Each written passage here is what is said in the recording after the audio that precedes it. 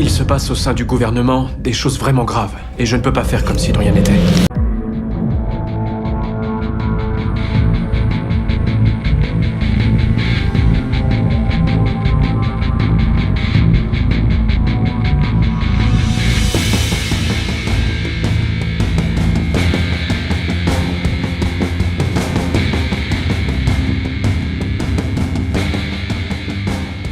Ceci n'est peut-être qu'une fiction, mais la question est énorme.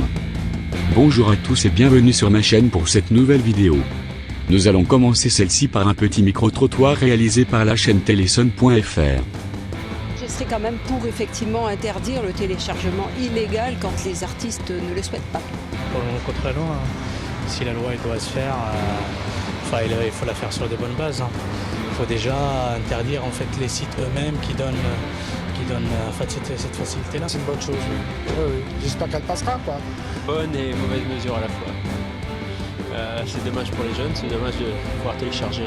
C'est dommage de pouvoir télécharger gratuitement, mais il faut bien réguler quand même tous les artistes libres. Voilà, c'est un peu normal. Je suis contre cette loi. C'est les maisons de production de disques qui s'en mettent plein les poches, beaucoup plus que les artistes de toute façon. Donc c'est assez hypocrite de dire que c'est contre la création artistique. Non, c'est contre le monopole des producteurs. La preuve, c'est qu'il y a certains artistes qui mettent librement leur œuvre à disposition sur Internet, par exemple le groupe Radiohead. Et je pense aussi que les gens qui aiment par exemple la musique ou les films, ce sont les mêmes qui téléchargent, mais qui aussi achètent le jour où ils veulent faire un cadeau ou avoir une belle pochette de disque ou ce genre de choses. Il est vrai qu'environ 80% des gens qui téléchargent des films, musique ou autres, sont les premiers à acheter le support par la suite. Ils en ont assez de se faire escroquer en achetant des navets comme certains films, que j'ai moi-même dans ma DVD Tech. Par exemple, vous avez Warning, Starsky et Hutch et bien d'autres encore. Mais bon. Passons sur ce sujet. Combien a coûté la Hadopi au budget de l'État et donc aux contribuables? Pour le savoir, il faut se replonger dans les chapitres financiers des différents rapports annuels de la Haute Autorité. En 7 ans, la Hadopi est déjà à 68,72 millions avec une moyenne de 9,8 millions d'euros par an. Petit message à la ministre de la Culture, évitez de gaspiller notre argent et piocher dans les caisses de l'État pour payer la SACEM. Je ne suis pas ministre des Finances ou autre, mais un simple calcul tout bête peut faire la différence. Prenons nos factures internet, l'État nous prend 20% de TVA. Je pense que sur ces 20%, vous pouvez reverser 5% à la SACEM. Sur un montant de 29,99 € en moyenne pour le prix d'un forfait, les 5% pourraient rapporter 1,25 € à la SACEM plutôt que tout vous garder dans la poche. Si on prend le fournisseur Internet Free comme exemple, on compte environ 6 470 000 abonnés, donc multiplié par 1,25 €, la SACEM pourrait empocher 8 87 500 € par mois. Juste pour un fournisseur d'accès.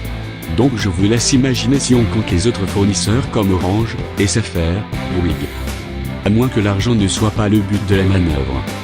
Et si tout simplement, l'État avait mis en place un système d'espionnage tout ceci payé par le contribuable. Les États-Unis ont connu une histoire semblable commise par la CIA. Ces actions ont été dénoncées par un homme qui travaillait au sein de cet organisme. Edward Snowden, un homme qui a eu un énorme courage pour dénoncer tout ça.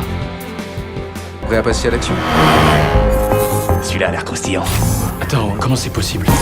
Si tu veux, ça fonctionne comme Google, sauf que ça cherche pas seulement dans ce que les gens rendent public. Donc, les emails, les chats, SMS, tout ce qu'on veut. Oui, mais on vise qui? Je comprends pas. Tout le royaume, Blanche-Neige. La NSA a placé sous surveillance tous les portables du monde. Un petit conseil, cachez votre webcam. Si cette vidéo vous a plu, mettez un petit pouce vers le haut et n'hésitez pas à débattre dans les commentaires.